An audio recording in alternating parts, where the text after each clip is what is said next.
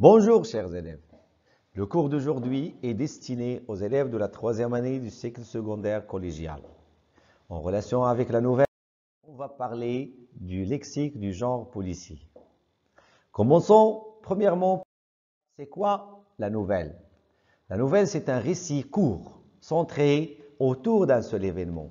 Par rapport ou bien par contre au roman, on constate que la nouvelle est courte et on raconte seulement un seul événement, bien une seule intrigue. C'est un fait ponctuel et parfois futile. Aussi, les personnages dans la nouvelle sont peu nombreux et ils sont pourvus d'une réalité psychologique. Quelles sont les caractéristiques d'une nouvelle? Premièrement, la nouvelle est un récit. Elle représente donc un texte narratif, une histoire que l'on raconte. C'est-à-dire, lorsqu'on parle de nouvelle, on parle de récit. Lorsqu'on parle de récit, on parle de texte narratif. Alors, on raconte une histoire. Elle est une œuvre de l'imagination, c'est-à-dire que c'est une histoire fictive et imaginaire. Même lorsque les nouvellistes s'inspirent d'un fait réel, ils reconstruisent toujours l'histoire à leur manière. Elle devient alors une fiction, elle devient alors une imagination. Troisièmement, la nouvelle est littéraire, puisqu'on emploie des figures de style, on choisit des formules narratives, on exploite les ressources de la langue pour créer des faits et pour captiver le lecteur et susciter en lui des émotions et des réflexions. La nouvelle aussi se fonde sur la concision. Elle est concise et précise, c'est-à-dire on y trouve, comme on vient de dire, peu de personnages, peu d'événements et peu de lieux. Tout doit être ramassé et réduit. Ensuite, à l'opposé du roman, comme on vient de dire tout à l'heure, la nouvelle se concentre sur une action unique, une seule intrigue. Il se passe donc peu de choses entre la situation initiale et la situation finale. C'est-à-dire entre la fin, le début et la fin, il y a peu d'événements, il y a peu de personnages, il y a peu de lieux. On a déjà parlé de la concision et de la réduction au niveau de tout ce dont on vient de parler tout à l'heure. Mais attention, cela ne signifie pas que ce qui se passe n'a pas d'importance, loin de là. Passons maintenant au schéma narratif. Lorsqu'on parle de schéma narratif, on parle de récit. Chaque récit obéit à ce qu'on appelle le schéma narratif. Le schéma narratif se compose de 5 étapes, à savoir premièrement la situation initiale. La situation initiale, c'est le début d'une histoire. Elle sert à présenter les personnages principaux, à présenter le cadre spatio-temporel, le décor, etc. La situation initiale se caractérise par la stabilité et le calme. Tout est stable, tout est calme pendant toute la situation initiale. C'est une phase courte, souvent elle est courte, bien sûr. On arrive jusqu'à la routine. Elle est caractérisée aussi par l'utilisation de l'imparfait de la description. Ensuite, l'élément déclencheur ou bien l'élément perturbateur ou modificateur. À partir de son nom, elle sert à modifier la situation initiale, modifier la stabilité et le calme de la situation initiale. C'est l'événement duquel découle la suite de la nouvelle et la suite de tout récit. Elle est caractérisée par l'utilisation de passé simple. Les péripéties. L'élément perturbateur donne naissance à un ensemble d'actions ou bien d'événements. C'est ce qu'on appelle les péripéties. Les péripéties sont les actions faites par le personnage principal et par les personnages secondaires. Utilisation du passé simple, bien sûr, qui vont permettre, c'est-à-dire que ces actions vont permettre l'évolution psychologique du personnage principal. Quatrième étape, le dénouement, la résolution ou bien ce qu'on appelle aussi la chute. C'est une étape qui met un terme aux actions et surprend généralement le lecteur. Et finalement, la situation finale, c'est le résultat, c'est la fin du récit et de l'histoire. Et on remarque qu'on retourne à la stabilité et au calme de la situation initiale. Ici, nous sommes dans un cercle. On commence de la stabilité et du calme et on termine par la stabilité et le calme aussi. Finalement, ou bien avant, la concentration de l'action impose un nombre limité de personnages. Puisqu'on parle de concision, on parle d'un nombre limité de personnages. Notez que la plupart du temps, la nouvelle en présente un seul. Ça veut dire dans toutes les nouvelles, ou bien la majorité des nouvelles, on présente un seul personnage. La description physique et psychologique de ce personnage est réduite au maximum. Il arrive même qu'on ignore son identité. On ne décrit pas le personnage tout entier. Le personnage n'a alors ni nom, ni âge, ni statut civil. Il est juste une personne grammaticale. Le il, le elle ou bien le je sans plus. Finalement, les lieux dépeints dans la nouvelle sont en général peu nombreux et esquissés seulement. Ils ont cependant une grande importance. Chaque élément devient significatif. Bref, la nouvelle présente un univers concentré qui se caractérise par une grande unité. Mes chers élèves, observez les images que vous avez ici. Il s'agit de quoi? Il s'agit des armes, fusils, revolvers, armes blanches, des balles, des menottes, crimes. Là, on va passer au genre policier et à la nouvelle policière. La nouvelle policière, c'est quoi une nouvelle policière? La nouvelle policière, mes chers élèves, dans la nouvelle policière, toutes les intrigues policières commencent par un méfait. Si on veut parler d'une nouvelle policière, on doit parler d'un méfait. Lorsqu'on dit méfait, on dit délit, on dit crime. Elles se construisent, ça veut dire les nouvelles policières, elles se construisent autour d'une enquête, d'une recherche menée par un détective. Professionnel ou amateur. Le détective, il peut être professionnel ou bien amateur. Cette enquête est la partie la plus importante de la nouvelle policière.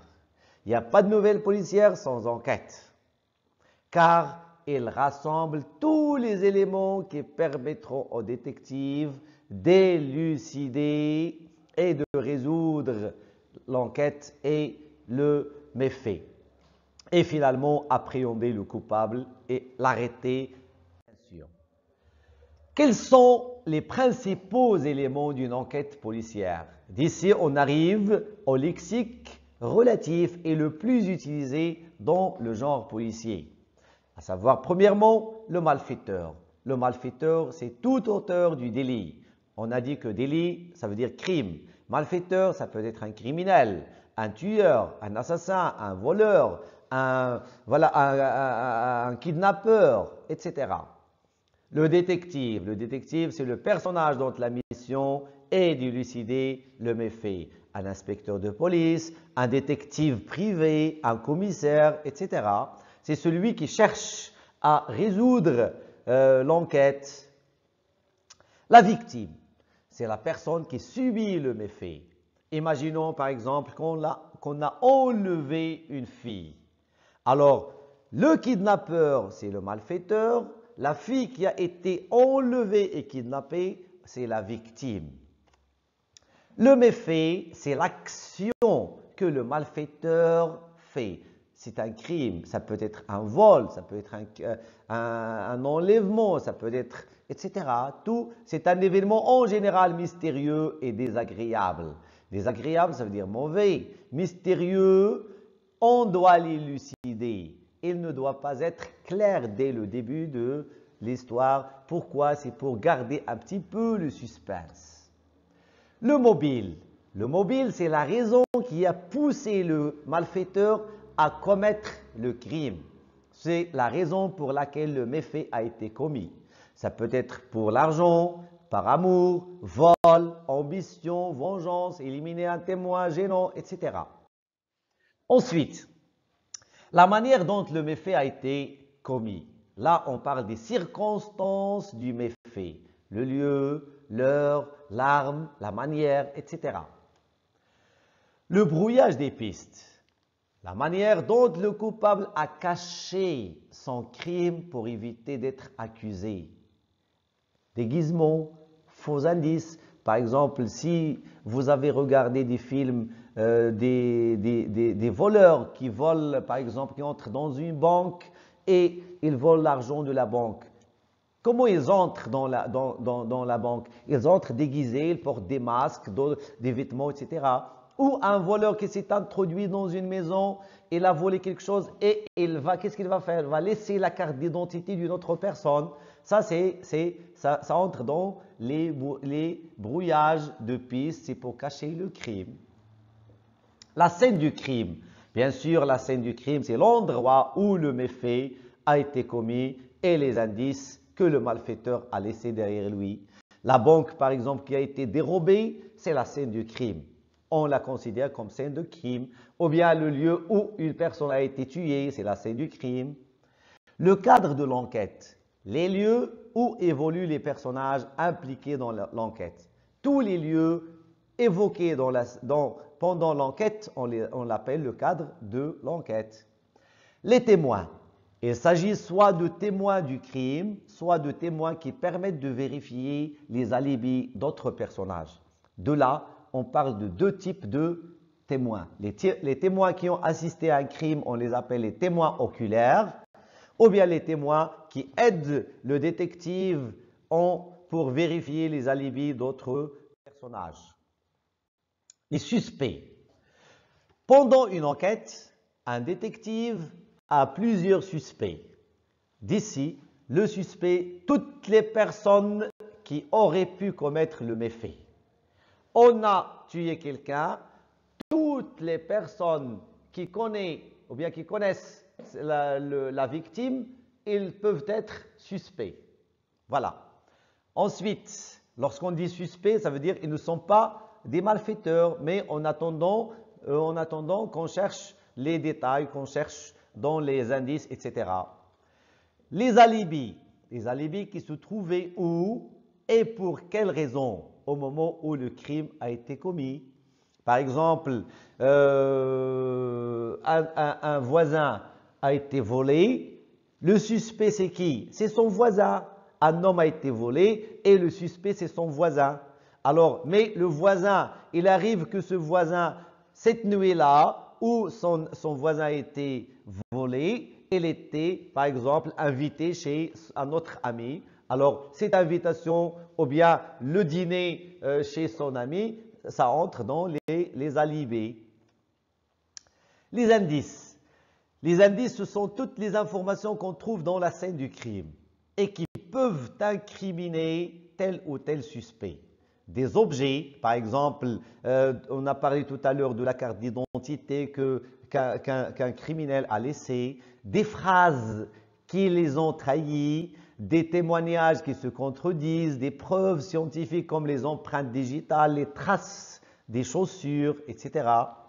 Date, heure limite pour démasquer le coupable. Là, c'est pas obligatoire, mais lorsqu'on parle d'une enquête policière ou bien d'une nouvelle policière, on parle de quoi? On parle du suspense. Pour augmenter le suspense, de nombreux auteurs introduisent une limite de temps. Cette limite de temps a pour but c'est quoi? C'est pour augmenter le suspense pour que le malfaiteur ne s'en tire pas et pour qu'il ne commette pas un autre méfait qui est plus grand. Maintenant, passons, mes chers élèves, maintenant à quelques exercices. Vous avez un texte, vol chez le commissaire qui va là. Vous allez lire le texte attentivement, lisez le texte attentivement et puis répondez aux questions. Qui est la victime? Quels sont les 4 suspects d'après toi? Et finalement, qui est le coupable pour toi? Deuxième exercice, relis comme il convient. Témoin d'un crime, suspect d'un crime, coupable d'un crime, mobile d'un crime. Et vous avez les définitions dans la colonne droite. Et dernier exercice, complète les phrases avec les mots suivants.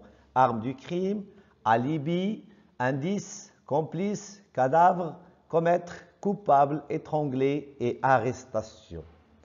Jusqu'ici, je vous dis au revoir, à très bientôt et à la prochaine, Inch'Allah.